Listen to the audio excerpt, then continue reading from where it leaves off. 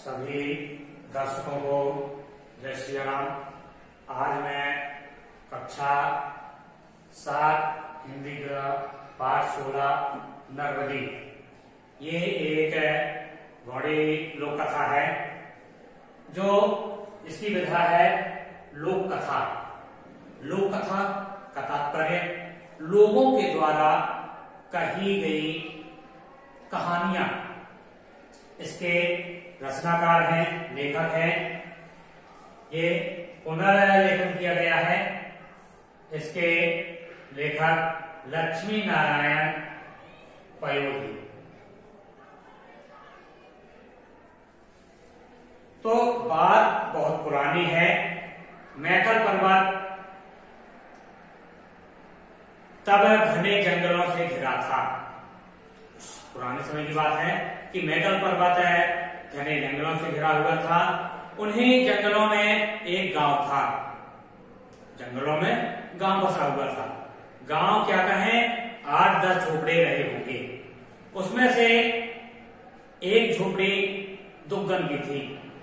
दुग्गन अपनी प्यारी बेटी नरबदी के साथ रहता था। दुग्गन अपनी प्यारी बेटी नरबदी के साथ रहता था। उसकी उम्र वही करीब 12 वर्ष की रही होगी। उसकी मां उसे जन्म देकर स्वर्ग सिधार चुकी थी और जिस कारण से दुग्गन ने ही उसका पालन पोषण किया। और दुग्गन उसे छोड़कर 1 मिनट के लिए भी कहीं नहीं जाता था। यदि वह जंगल जाता था तो उसे अपने साथ लेकर जाता था। बरसात आने वाली थी। झोपड़ी की मरम्मत के लिए बांस चाहिए थे। दुग्गन सुबह सुबह पहाड़ की दिशा में चल पड़ा। नरबदी हमेशा की तरह उसके साथ ही थी और मोटे बांस की तलाश में वे दोनों पहाड़ पर चढ़ते चले गए, ऊपर और ऊपर। धूप तेज होती जा रही थी, जिस कारण से उसका गला सूखता चला जाता था। जो वो वाटर में, जो पात्र में पानी लिए हुए थे, तो वह धीरे धीरे समाप्त हो चुका था। अब मैकल के शिखर के ऊपर झुरमुट में बांस मोटे बांस दिखाई दे रहे थे। तो दुग्गन के चेहरे में दुग्गन ने जैसे वो बांस देखे तो वह प्रसन्नता से फूला नहीं समाया कि चलो अब बांस प्राप्त हो रहे हैं। वह उल्लास में भरकर बोला, नरबदी हो रहे बांस। तो नरबदी ने मुस्काने की कोशिश की। वह बुरी तरह थक चुकी थी तो 12 साल की बच्ची, तो वह थक चुकी थी पर्वत चढ़ते चढ़ते। प्यास के कारण उसका गला और सब सूख गए थे। दुग्गन चौंक पड़ा। उसने मुड़कर अपने लाडली की दशा देखी। वह चिंतित हो उठा। पूछा, प्यास लगी है क्या? तो नरबदी ने सिर हिला के कहा, हाँ। तो दुग्गन ने उसे झुरमुट के नीचे छांव में बैठा दिया। कहा, तू यहीं बैठी रहे और मैं अभी जल की व्यवस्था करके आ रहा हूं। और दुग्गन खाली तुम्बा लेकर पानी की खोज में निकल पड़ा। बालिका को प्यास लगी थी। उसकी बुरी हालत देखकर उसने बालिका को एक स्थान वृक्ष के नीचे बैठा लाया और क्या कहा कि मैं पानी लेकर अभी आ रहा हूं। मैकल के शिखर पर घने ऊंचे पेड़ तो थे, लेकिन झरने की आवाज सुनाई नहीं दे रही थी। वहां पर वृक्ष तो थे, पर झरने की आवाज बिल्कुल भी नहीं सुनाई दे रही थी। दुग्गन इधर उधर भटकता रहा। उसका भी प्यास के मारे बुरा हाल हो चुका था। वह सोच रहा था कि जब प्यास से मेरी यह दशा है तो मेरी छोटी सी बालिका की क्या दशा ना होगी। तो उसने सिर उठाकर आसमान की तरफ देखा। तो जैसे ही वह आसमान की तरफ देखता है तो सूरज तमतमाया हुआ था, एकदम लाल। दुग्गन के हाथ अपने आप प्रार्थना के लिए जुड़ गए थे। हे ईश्वर, अब तो कुछ कृपा करो। तो वह लगभग रुआंसा होकर गिड़गिड़ाने लगा। गिड़गिड़ाया, हे प्रभु, मेरी लड़की की रक्षा करना। और वह बिना मां की बच्ची है, उसे कुछ हो गया तो मैं जीवित नहीं रह पाऊंगा। नर्मदी अपना दुख भूल चुकी थी, उसे प्यास की भी याद नहीं थी। वह सोच रही थी इतनी देर हो गई है और पता नहीं बाबा कहां भटक रहे होंगे। काफी समय हो गया था, तो उसने सोचा कि बताओ मेरे बाबा कहां भटक रहे हैं, अभी तक आए नहीं हैं और मेरे कारण ही उन्हें यह कष्ट हो रहा है। यदि मैं ना होती तो ये कष्ट उठाने को ना पड़ते। उसकी आंखों से के सामने पिता का परेशान चेहरा घूम रहा था और नर्मदी की आंखों से आंसू की धार बह चली। वह मन ही मन अपने बड़े देव को मनाने लगी।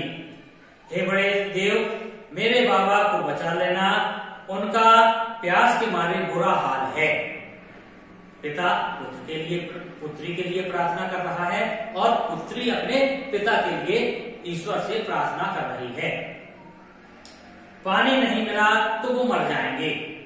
तुम मेरे प्राण ले लो, लेकिन मेरे प्यारे बाबा को बचा लो। इतनी करुणामयी बालिका की आवाज थी। उसके शब्दों में इतना करुणा थी। और नर्मदी वहां नहीं थी। इसके साथ ही नर्मदी वहां से अदृश्य हो गई और झरने के रूप में वहां प्रकट हो गई।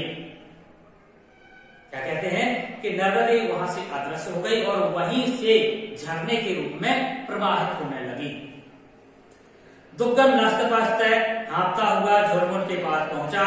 नर्मदी को वहां ना पाकर वह चिंतित हो उठा। अरे, मैं अभी अपनी बालिका को यहीं बैठा के गया था, गई कहां? उसने काफी जोर जोर से नर्मदी की आवाज लगाई तो वह जोर जोर से पुकार उठा। नर्मदी का उत्तर नहीं आया। काफी देर तक उसने पुकारा पर नर्मदी का उत्तर नहीं आया। पर्वत से टकराकर दुग्गन की आवाज ही वहीं पर गूंजती रही। नर्मदी नर्मदी।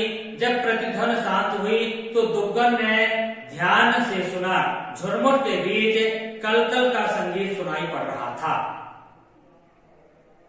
उसी स्थान पर कलकल की आवाज सुनाई दे रही थी। तो दुग्गन रोते हुए और जोर से पुकार उठा, नर्मदी तुम कहां हो? देखो पानी मिल गया है, आओ अपनी प्यास बुझा लो। पानी मिलने से वह कुछ भूल चुका था और अपनी पुत्री को बुला रहा है कि आओ बेटी, पानी यहाँ पर मिल गया है, आप अपनी प्यास बुझा लें। झुरमुट के पीछे से आवाज आई, बाबा तुम जो कल कल का संगीत सुन रहे हो वह मेरी ही ध्वनि है। क्या कहते हैं कि यह मेरी ही ध्वनि है और मैं तुम्हारी प्यास बुझाने के लिए झरना बन गई हूं। बाबा, इस जंगल में अब कोई आदमी प्यासा नहीं रहेगा, प्यास के मारे अपनी जान नहीं गंवाएगा। दुग्गन की आंखों से भी जलधाराएं फूट चली थी। वह सिर्फ रो रहा था और बांसों के झुरमुट से नर्मदी बह रही थी, कल कल कल कल, और तब से अमरकंटक से बह रही है समुद्र तक, नर्मदा के रूप में जीवन रेखा बनकर, मध्य प्रदेश की जीवन रेखा बनकर वह अमरकंटक से निरंतर प्रवाहित हो रही है। तो ये गौड़ी लोक कथा है, श्री लक्ष्मी नारायण पयोध जी की लिखी हुई है। ये मूलतः मध्य प्रदेश के रचनाकारों में इनका नाम विख्यात है।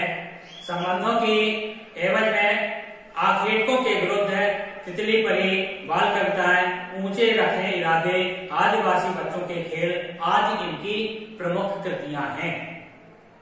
तो लेखक ने बतलाया कि वहां के आदिवासियों से हमने जो कहानी सुनी नर्मदी कि नर्मदा का उद्गम कैसे होता है, ये इसमें बतलाया गया। यहीं पे आपका यह अध्याय समाप्त होता है। जय हिंद, जय भारत।